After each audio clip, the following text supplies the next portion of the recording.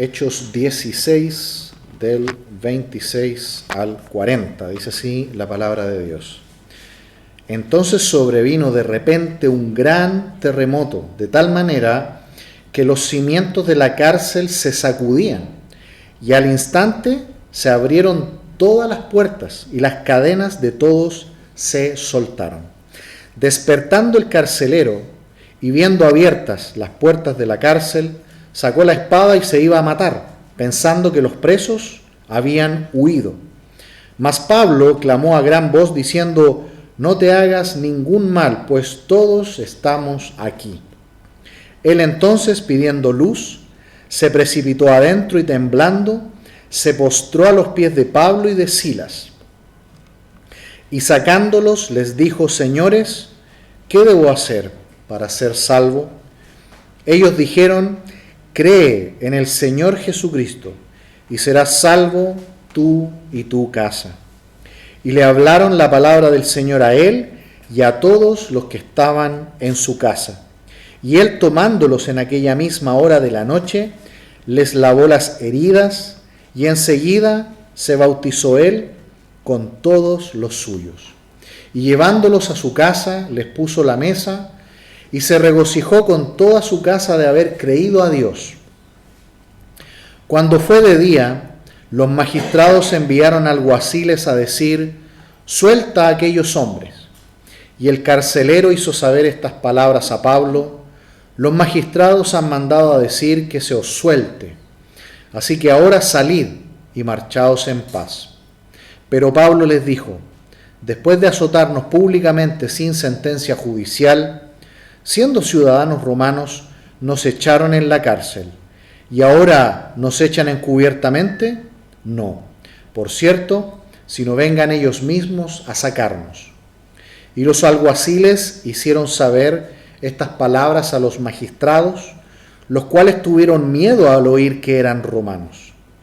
Y viniendo les rogaron, y sacándolos les pidieron que salieran de la ciudad.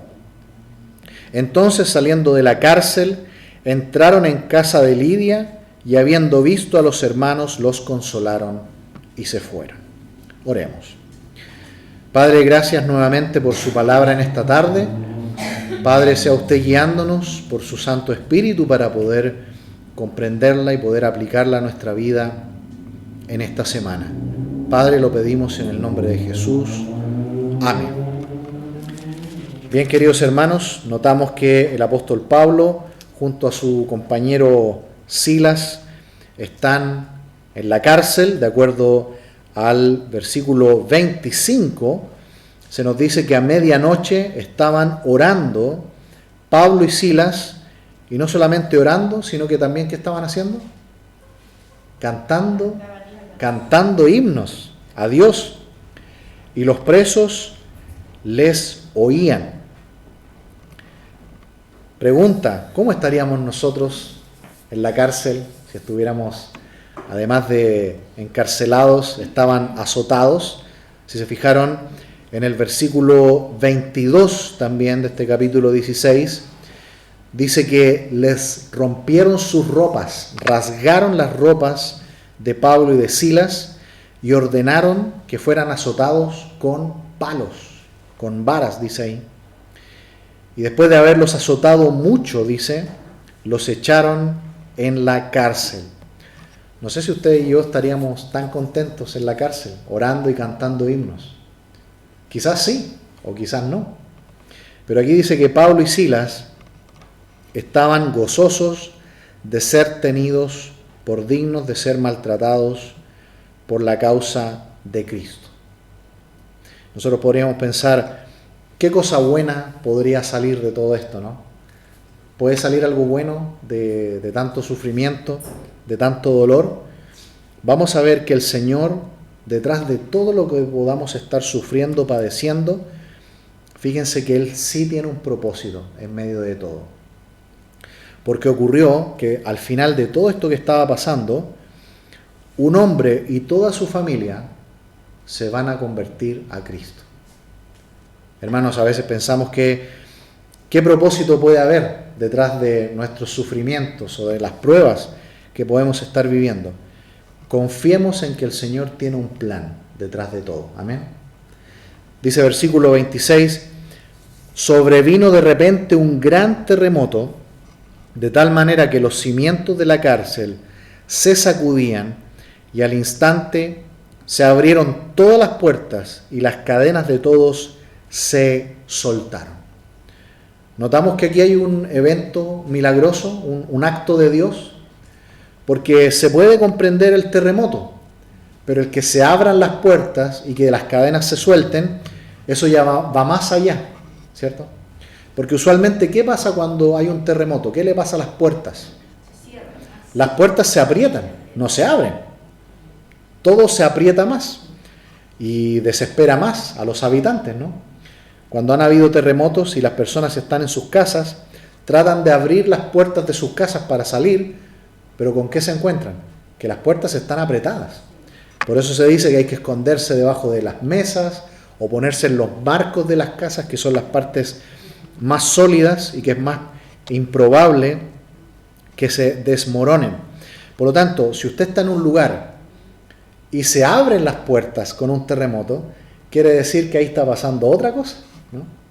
Ahí estaba el poder de Dios apoyando a estos siervos de Dios, Pablo y Silas, que habían sido no solamente encarcelados por la fe en Cristo, sino que azotados brutalmente con palos, porque el texto dice ahí que los azotaron mucho. En la ley judía, ¿cuántos azotes se podía recibir? Porque eso estaba reglamentado. No se podía dar más que eso. La ley establece 40 azotes, nada más. Eso es lo máximo de castigo que una persona puede recibir. Pero los romanos, ¿cuánto pegaban? ¿Cuánto golpeaban? Todo lo que querían. No había regla. Azotaban todo lo que querían. Y hasta tomaban turnos para golpear. Porque un soldado apaleaba y cuando se cansaba, venía el siguiente, apaleaba más todavía, se cansaba y venía el siguiente. Y así lo hacían. Por lo tanto, Pablo y Silas no es que recibieron 2 golpecitos. Estaban súper golpeados. Quizás todo amoratado, sangrando, quizás algunos huesos rotos, ¿por qué no? Sin embargo, están contentos y gozosos de servir a Dios. Y estaban encadenados. Imagínense lo que es estar al fondo de la cárcel. Estas cárceles romanas antiguas normalmente eran algo así como agujeros en la tierra. Eran como, ¿cómo se dice? Como sótanos hacia abajo. Y muchas veces las celdas estaban cavadas en la piedra y eran verdaderos agujeros, de tal manera que los presos estaban acurrucados abajo, en posición de cuclilla, no estaban de pie, como a veces uno siempre se imagina una celda, un asiento, ¿cierto?, alto y la gente está ahí parada, no. Eran como cuevas en la roca. Por lo tanto, ¿qué temperatura había ahí? Probablemente mucho frío. Probablemente mucho frío. Y cuando usted tiene heridas en su cuerpo y hace frío, ¿qué le pasa normalmente a las heridas? Se infectan. Así que Pablo y Silas, es muy posible que estaban heridos, con sus heridas quizás afiebradas, quizás enfermos, pero sin embargo están a la medianoche cantando himnos. Yo no sé si usted recuerda cuando sus hijos eran pequeños, pero ¿cuál es el horario donde siempre sube la fiebre y donde más te están tosiendo y enfermos? A la medianoche, ¿cierto? A la medianoche. Es cuando la temperatura baja y nuestros pulmones se enfrían más y la tos, ¿cierto?, es más fuerte. Bueno, en la hora más crítica, más fría de la noche, Pablo y Silas están cantando himnos. Y de tal manera que los demás presos escuchan. Viene este terremoto, que es un acto de Dios, porque como dijimos, en un terremoto las puertas no se abren, las puertas se aprietan más todavía. Sin embargo, las puertas se abren, cayeron las cadenas. Y el carcelero, ustedes saben que los romanos formaban grupos, unidades de soldados. ¿Qué pasaba cuando una unidad de soldados, que usualmente estaban compuestas de 3, de a 5, de a 10, qué pasaba si una unidad de soldados fallaba en una misión? ¿Quién moría? Morían todos. No moría solamente el capitán, moría la unidad completa. Por lo tanto, es muy posible que este carcelero, que también era un soldado romano, ¿qué está haciendo al suicidarse con su espada? ¿Qué está tratando de hacer? Está matándose él para que quede en el registro de que él se suicidó y de que sus demás compañeros de la unidad no tenían culpa alguna. Porque lo más probable, pensaba este soldado, se abrieron las puertas y estos presos cristianos salieron huyendo. Por lo tanto, el carcelero, que era un muy buen amigo de sus demás compañeros soldados, él dijo, mejor me mato yo porque al final igual nos van a matar a todos. Porque cuando un soldado romano fallaba, moría toda la unidad. Por eso, queridos hermanos, que cuando nuestro Señor Jesús fue puesto en la tumba, una unidad de soldados romanos cuidaron esa tumba. De tal manera que si alguien venía y abría la tumba, morían todos. Esa era la seguridad que tenían estas unidades romanas. Por lo tanto, este carcelero dijo, mejor me mato yo y salvo a mis compañeros. Total, al final igual nos van a matar a todos. Pero ¿qué hizo Pablo? Seguramente con el último hilito de voz que le quedaba, dice que le grita desde adentro, no hagas tal cosa, no te mates. Estamos todos aquí. Versículo 27 dice, despertando el carcelero y viendo abiertas las puertas de la cárcel, sacó la espada y se iba a matar, pensando que los presos habían huido. Mas Pablo clamó a gran voz diciendo, no te hagas ningún mal, pues todos estamos aquí. Entonces, él pidiendo luz, se precipitó adentro y temblando, se postró a los pies de Pablo y de Silas. Y sacándoles les dijo, señores, ¿qué debo hacer para ser salvo? Queridos hermanos, aquí está la respuesta. ¿Por qué Pablo y Silas tuvieron que sufrir tanto? Ser golpeados. Seguramente estaban llenos de heridas, amoratados, con algunas fracturas quizás. Sin embargo, ¿para qué sirvió todo este sufrimiento? Para que este carcelero romano recibiera a Cristo como su Señor y Salvador. Y no solamente él. Vamos a ver que este hombre llevó a Cristo, ¿a quién más? A toda su familia. Dice, versículo 31. Ellos dijeron, cree en el Señor Jesucristo y serás salvo tú y tu casa. Pregunta, cuando un hombre, un papá de una familia que tiene una esposa y algunos hijos, cree en Cristo, ¿automáticamente se convierten a Cristo su esposa y todos los hijos? No, ¿cierto? Porque ¿qué dice el versículo 32? Y le hablaron la palabra del Señor a él y a todos los que estaban en su casa. Es decir, no se produce una conversión automática. ¿Qué es lo que se produce? Mayor probabilidad de que se convierta. Usualmente, un papá cristiano es más probable que su esposa y sus hijos lo sigan a él. Pero lamentablemente no siempre pasa al revés. Muchas veces cuando una mamá cristiana se convierte, no siempre el esposo la sigue a ella y no siempre los hijos.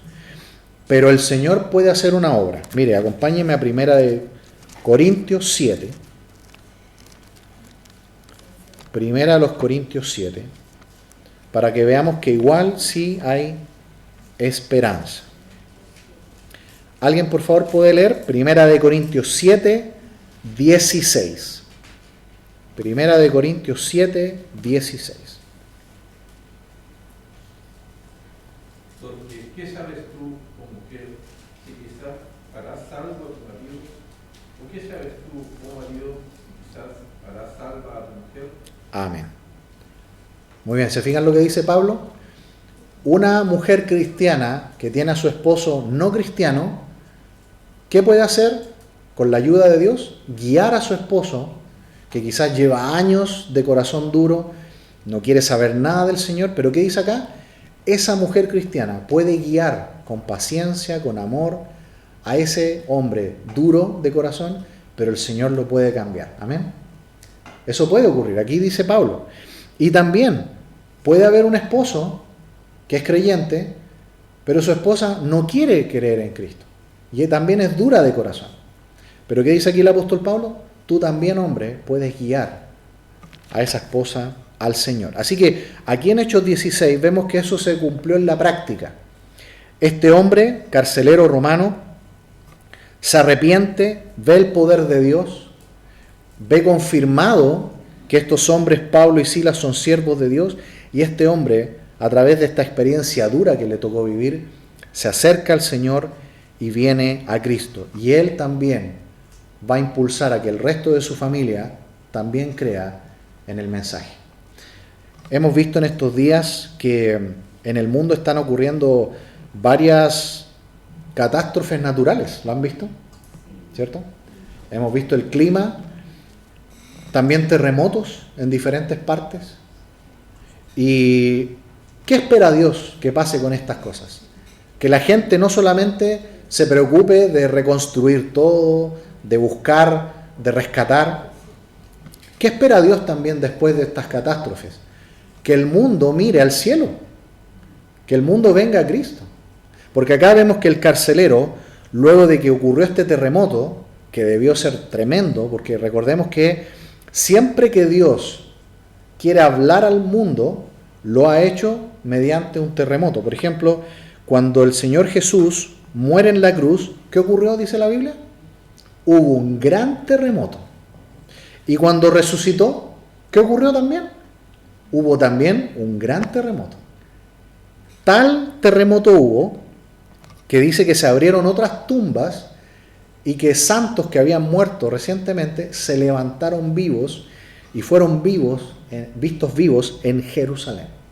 Así que normalmente un terremoto, de acuerdo a la Biblia, ocurre en ocasiones cuando Dios quiere hablar a la gente. No me atrevo a decir que los de hoy día sean igual, pero en la Biblia por lo menos, un acto de Dios como un terremoto es para remecer a las personas, pero para que vengan a Él. Aquí nosotros vemos que se cumplió porque este carcelero romano, temblando, vino y se postró a los pies de Pablo y Silas y les preguntó: señores, ¿qué debo hacer para ser salvo? Hermanos, catástrofes naturales, catástrofes familiares, personales, detrás de todo, ¿cierto que hay un plan de Dios? Hay un plan de Dios. Él quiere hacer algo. Y aquí nosotros vemos que una familia completa se convirtió al Señor. ¿Qué mayor milagro que ese? Que corazones duros se rindan al Señor y se abran al Evangelio. Versículo 32 dice: y él, tomándolos en aquella misma hora de la noche, les lavó las heridas y enseguida, ¿qué dice? Se bautizó con él y con todos los suyos. Miren, seguramente el mismo soldado romano que estuvo apaleando literalmente a Pablo y a Silas, ahora tomó a estos dos hombres de Dios y lavó y curó y seguramente ungió con aceite sus heridas. En ese tiempo el aceite especial, que era una especie de crema, de ungüento aromático, se usaba para traer alivio a las personas. Se usaba para traer alivio a los malestares por el aroma que hacía, y también era una crema que servía para limpiar y traer alivio a las heridas en la piel. Qué increíble, ¿no? Primero era casi su verdugo y ahora los está restaurando, los está limpiando, y como resultado del mensaje del Evangelio, este carcelero con toda su familia fueron bautizados. Queridos hermanos, no hay duda de que el Señor, detrás de todo lo que nos pasa, siempre hay un propósito. Y notemos cómo de inmediato surge también en ellos el fruto del Espíritu, el fruto del carácter cristiano. Igual que como ocurrió con Lidia y su casa, recuerdan que recibieron a Pablo también y fueron hospitalarios con él. Aquí también vemos que este carcelero fueron hospitalarios con Pablo y Silas, pues los recibieron en su casa. Fíjense, versículo 34, y llevándolos a su casa, les puso la mesa y se regocijó con toda su casa de haber creído en Dios. Cuando fue de día, los magistrados enviaron alguaciles a decir: suelta a aquellos hombres. Y el carcelero hizo saber estas palabras a Pablo: los magistrados han mandado a decir que se os suelte, así que ahora salid y marchaos en paz. Notemos que aquí, como Pablo era nacido en Tarso, Pablo tenía algo así como doble ciudadanía, ¿no? Por un lado era judío, pero por otro lado también era ciudadano romano, y él tenía otro nivel de derechos. Como ciudadano romano, por ejemplo, él tenía derecho a apelar incluso al mismo emperador romano. Y acá él tenía derecho a que se le juzgara. Sin embargo, ¿cómo fueron tratados acá?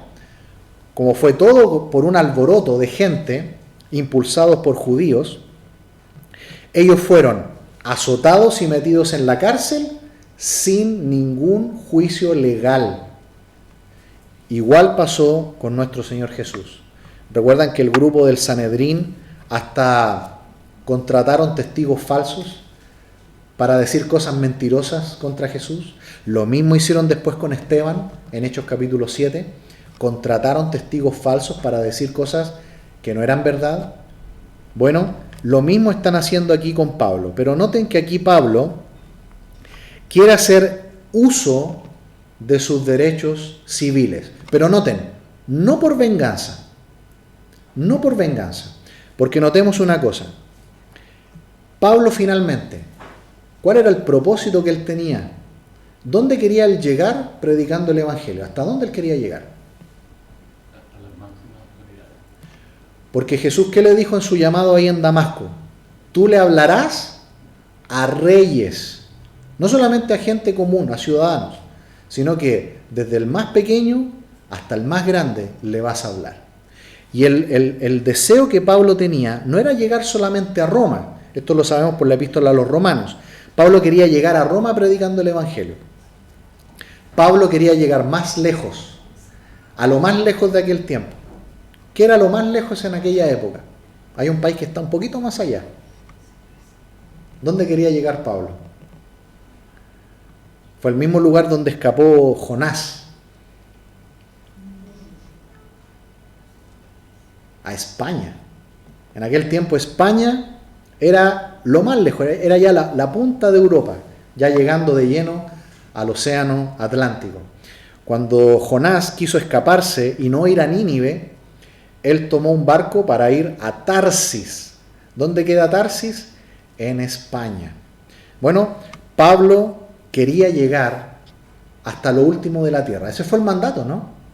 Por lo tanto, él no está apelando a las leyes para castigar a los que lo maltrataron. No. Recordemos que en esta nueva dispensación de la iglesia, ya no es como en los tiempos del rey David, cuando el rey David escribía salmos imprecatorios. ¿Recuerdan salmos de David cuando dice: Señor, te pido que destruyas a mis enemigos? ¿Cierto?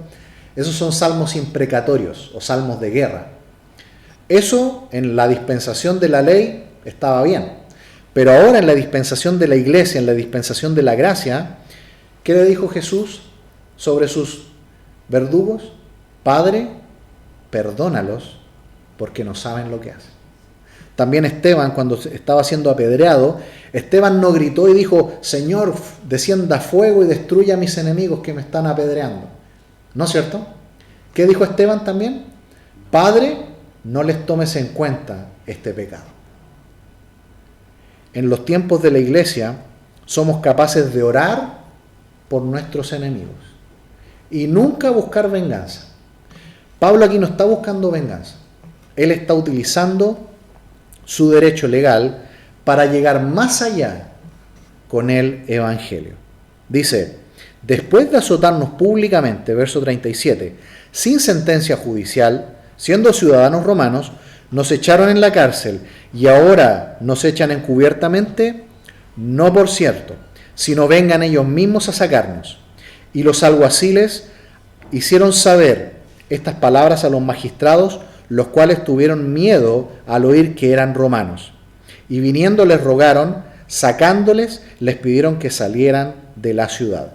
Entonces, saliendo de la cárcel, entraron en casa de Lidia y habiendo visto a los hermanos, los consolaron y se fueron. Queridos hermanos, ¿qué resultó de toda esta tragedia, de todo este sufrimiento que tuvo Pablo y Silas? Que una familia completa se convirtió al Señor y de que pudieron también consolar a los hermanos y que pudieron volver a ver a Lidia y a su familia. Y una iglesia se fundó allí. Terminemos, queridos, en esta tarde ya, perdón. Vámonos al final de Hechos, capítulo 28.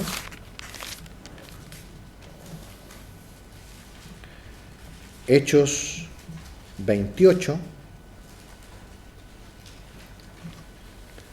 Miremos los dos versículos finales, versículos 30 y 31.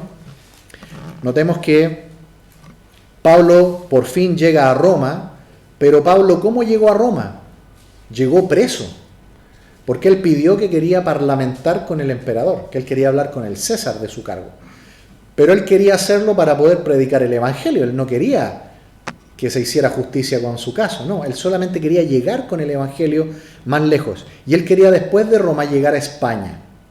Pero sabemos por la historia eclesiástica que Pablo, lamentablemente, que se sepa, no pudo llegar a España porque después de estar preso aquí en Roma, finalmente a Pablo es decapitado y muerto por la fe. Pero miren dónde está, versículo 30, Pablo permaneció 2 años enteros en una casa alquilada y recibía a todos los que a él venían, predicando el reino de Dios y enseñando acerca del Señor Jesucristo abiertamente y sin impedimento.